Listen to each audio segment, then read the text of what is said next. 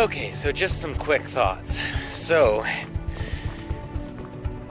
in the self-improvement community, a lot of these creators of, well, many different kinds of outlets, really, whether it be podcasters, writers,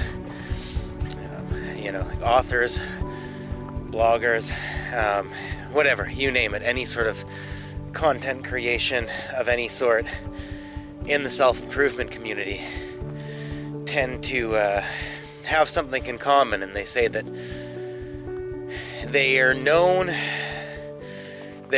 by enough people that once in a while, once in a blue moon, when they're out in public, someone will recognize them and will try to talk to them.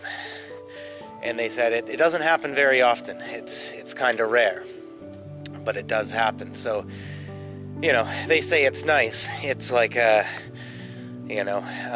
doesn't happen too often that it's over the top or, too much. But it doesn't never happen at all as if they're complete unknowns. So when it does happen, it's usually sort of a special connection, a little bit of an ego boost, overall a nice interaction, which I totally get that. That's cool. It's totally understandable. But I was thinking, why is it that somebody in the self-improvement community isn't really famous and known by everybody that they happen to come across when they're out in public?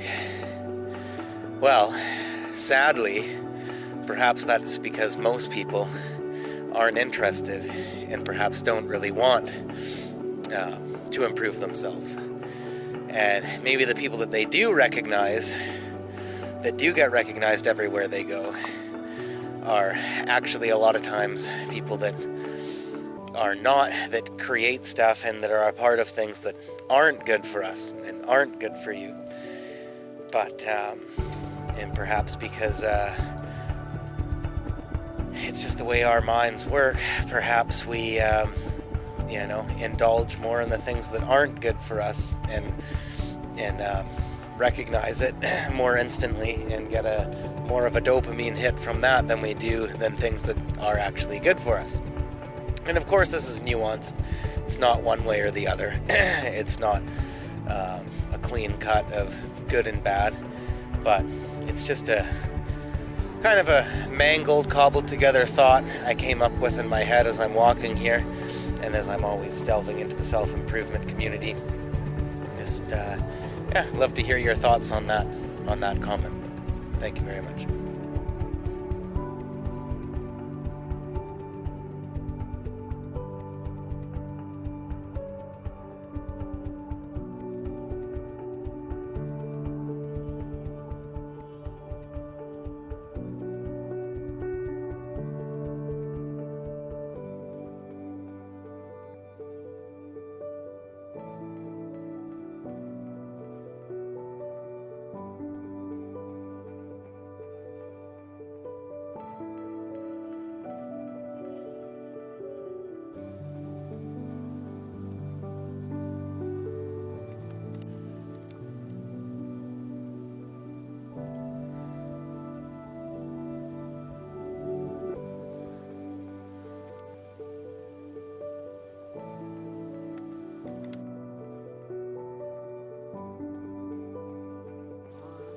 Alright, so I got another beer review here.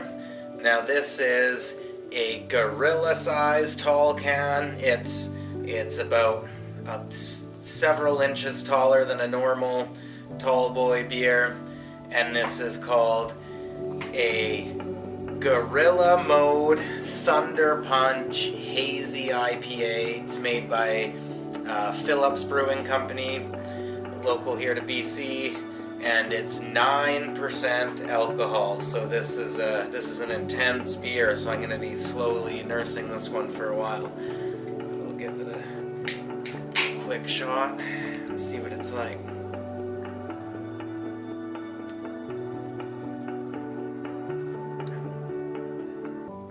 And again, another one of those really strong alcohols that's incredibly smooth, and it has almost like a I don't know if there's other flavorings in it. I don't see anything saying that. But it almost has like a citrus, like almost like flavored with a little bit of orange or something it kind of tastes like. But I'm not entirely sure. I'll have to read more into it. But really good beer. I'll slowly drink that one at 9% alcohol.